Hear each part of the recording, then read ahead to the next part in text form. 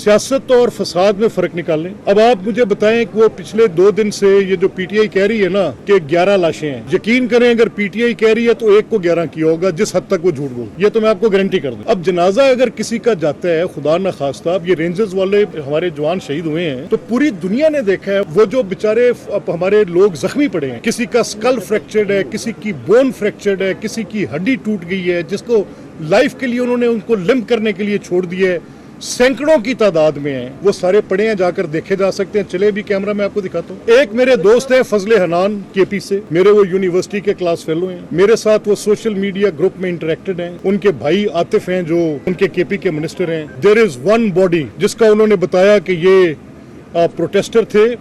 और आप मुझे ये बताएं कहां पर आपने देखा है कि गन्स लेके, कहां पर आपने देखा है कि पेट्रोल बॉम्ब्स लेकर, कहां पर आपने देखा है कि डंडे उठाकर, ये किसका सियासी हक है कि मेरे घर को आग लगा दे?